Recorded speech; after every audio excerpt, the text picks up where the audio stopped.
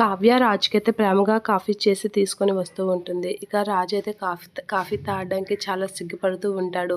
తాగండి అని చెప్పేసి కావ్య అంటూ ఉంటుంది. ఆ మాటలకి సరే అని చెప్పేసి కాఫీ వైపైతే అలా చూస్తూ రాజు అయితే తాగడానికి చాలా ఇదవుతూ ఉంటాడు. అలా సిగ్గుపడుతూ కాఫీ అయితే తాగుతూ ఉంటాడు. అలా తాగేసరికి ఒకసారిగా రాజు అయితే అలా తాగేసరికి కావ్య అయితే అలా చూస్తూ ఉంటుంది. ఇప్పుడు చూస్తాను మీ నోటంట మాటలు ఎలా వస్తాయో అని చెప్పేసి అయితే అనుకుంటూ అలా చూస్తూ ఉంటుంది.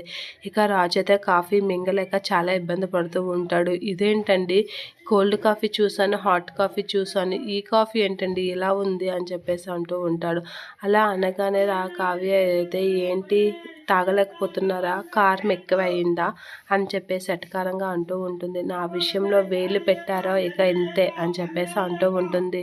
ఇక పంతులు గారు అయితే ఈరోజు రాత్రి 11:45 ముహూర్తం ఉంది అని చెప్పేసి అంటూ ఉంటారు. ఇక ధనలక్ష్మి వాళ్ళందరూ అయితే సరే అని అనేసరికి అక్కడ కళ్యాణ్, అప్పు వాళ్ళైతే ఏదో చెప్పడానికి రెడీ అవుతూ ఉంటారు. ఇక కావ్య వీళ్ళందరూ అయితే సరే ముహూర్తం కుదిరింది అని అయితే అందరూ హ్యాపీగా ఫీల్ అవుతూ ఉంటారు. ఇక అప్పు, కళ్యాణ్ అయితే ఏదో చెప్పడానికి రెడీ అవుతూ ఉంటే ఇంకేం చెప్తారు మీరు ఇంతవరకు మీరు చెప్పింది చాలు, ఈరోజు ఎలా అయినా మీ ఫస్ట్ నైట్ జరగాల్సిందే అని చెప్పేసి రుద్రాని అయితే వాళ్ళ మీదకి విరుచుకుపడుతూ ఉంటుంది. ఇంతవరకు మీరు వేసిన వేషాలు చాలు, మీరు చెప్పినవన్నీ మేము నమ్ముకుంటూ వినుకుంటూ వచ్చాం, ఇక నుంచి అది జరగదు అని చెప్పేసి గట్టిగా వాదిస్తూ ఉంటుంది. అవును, ఇది ఫైనల్, ఈ ముహూర్తం ఫైనల్ అని చెప్పేసి రాజు అంటూ ఉంటాడు.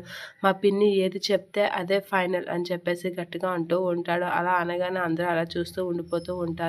ఏంట్రా ఫైనల్ అంటున్నావు అని చెప్పేసి, బామ్మ నీతో ఒకసారి మాట్లాడాలిరా అని చెప్పేసి పిలుస్తూ ఉంటారు బయటికి.